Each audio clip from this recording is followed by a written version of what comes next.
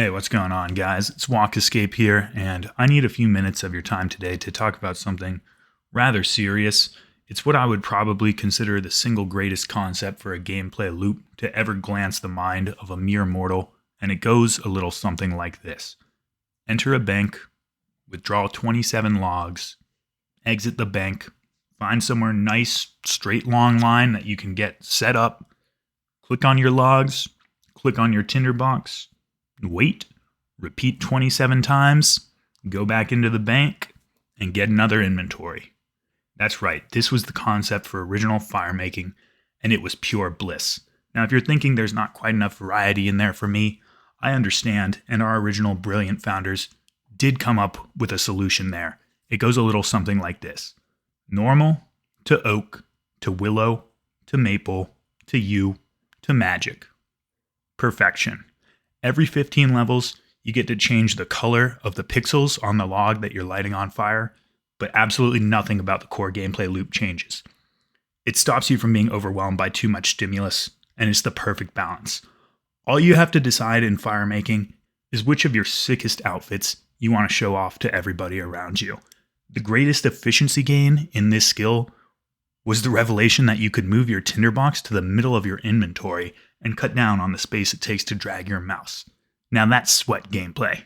But unfortunately, in the many years since, we've strayed further and further from God's light and changed the skill into something totally unrecognizable. So join me today as we walk through those many mistakes, and maybe join me in a moment of silence and pour a little bit out for the OG firemaking, which we will never see again in its original glory.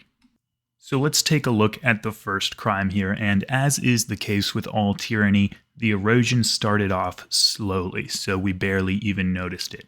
In August 9th of 2005, we received teak and mahogany trees into the game, moving our number of available logs from 6 all the way up to 8 in one fell swoop, and shattering the golden 15 level rule.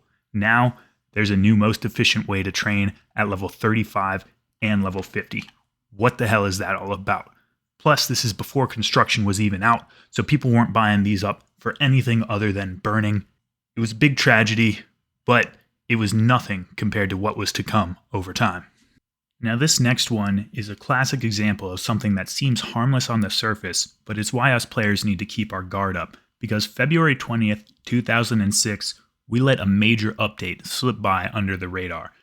Now, this is when they added Firelighters as a reward for treasure trails, and on top of overwhelming us with options here, now we can change the actual colors of the flames. This was a big problem because you add the Firelighters to normal logs, you make them colored logs, and then when you light those logs, you can do this from level 1, you get 50 experience, which is 10 more than what you should get from normal logs. And on top of it, you never fail lighting the fire, so players doing this don't get to experience that rush when you do finally successfully light the log. It's really, really annoying, and they totally devalued the level 1 to level 35 firemaking grind for everyone who had already done it. What the fuck, Jagex? February 6, 2007, Arctic pine logs come into the game, yet another option for training, and a new meta from level 42 all the way to level 45, replacing even the recently added teak logs. Players were pissed off about this one. I remember the riots in Falador, but unfortunately, the tyrants up top simply weren't listening. It was clear to us that this skill was going downhill. Fortunately, we did have a long time until our next hit, and that came June 2nd, 2016 with, this is a big one, the release of Redwood Logs. Now, this is a top-tier log dethroning the long-standing magic and iconic group of logs that looks pretty cartoonish, but I guess cool, now replaced with yet another static log model. Way more firemaking XP per hour, not to mention anything of what this did to woodcutting, being able to stand there and do nothing for so long. This was a big problem. At least, though, I can say that the Redwood Logs were still the classic action of firemaking, but that would not last very long because this next one is where they really brought out the big guns.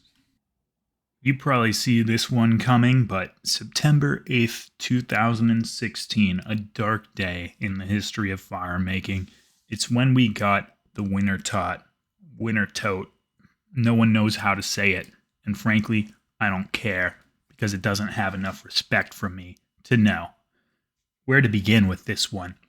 First, it brings in a whole slew of other skills that you train alongside firemaking. Woodcutting, alright, it gets a pass. I could kind of see it. But fletching, construction, even herb lore? What are they thinking? They're out of their minds. On top of it, it's a social group activity, the antithesis of what firemaking ought to be. You should be finding a line, getting away from everyone else so they don't mess up your fires, and sticking to yourself. Probably the worst part, though, I would have to say, is that this minigame requires warm clothing. So gone are the days of those blonde chick character models in blue, skimpy outfits with flowers in their hands, just lighting fires, going crazy. No, you have to wear warm clothing. It's got to cover you up. It's really messed up. And last but not least, let's get into the rewards. So I went through and I stomached a full game of this minigame against my better judgment. And what did I come out with? Uncut gems, herb seeds, and raw sharks? How's that translate from fire? It's a 0 out of 10 update overall. Everyone should be more upset about it than they are, and we really need to let Jagex know that this is not acceptable to see in our game. Alright, I know what's going through your head. Wintertodt, that's pretty rough, but at least the OG firemaking method is still super dope and the way to go, right? Not after October 25th, 2023. It's part of forestry. Look at this. I've never actually tried this before, but yep, you can just use your logs on the fire and then go through a whole inventory with a single click. Yes, it's only 1/3 of the XP, but just the thought of being able to AFK firemaking, it gives me a visceral reaction. This is a new low for Jagex, and on top of it, this is something they don't want you to know, but it was better for Gielinor to have the fires spread around. Ever since these bonfires started popping up, concentrated in only a few locations, Gielinor warming has gone out of control. Just take a look at this graph. This is fueled by a few massive fires rather than the necessary equilibrium of small fires all over the place. Pretty soon, Wizard's Tower is going to be underwater, but does Jagex care? No. They're too busy with all they care about, stopping the bots. Sorry. Whatever it is they're doing, they don't care about the world, man. Well, there you have it. A full rundown of the annihilation of a once great skill. But it's important to take a moment to realize that no skill is truly perfect, and as close as firemaking was in its original form, there are a few updates that I would have had to the old way of training that could have really taken things to the next level. So, as a quick bonus here at the end, let's go through a few of those. First off, as you can see, each inventory icon for our log contains 3 individual logs. Therefore, in order to be able to light a fire, you should have to click the logs and tinderbox 3 times. Now, ideally, you should have to do all 3 in a single game tick to really boost the engagement and ensure that you're paying appropriate attention while you light fires. After all, a runaway wildfire could be a big problem. Let's make Smokey proud. Next up, I'm not sure if you're aware of this or not, but fires are quite hot. So, any tile in the game world that has an active fire on it should not be eligible to be stepped on. Players should be forced to path around these manually, kind of like barricades in Castle Wars. If you click, you can't automatically go around them. You've got to really reroute it. And last but not least, in a hyper-realistic fantasy world such as old-school RuneScape, I mean, just think of how many sharks a grown man could reasonably carry. It doesn't make sense that the tinderbox can last indefinitely for thousands, tens of thousands, even more logs.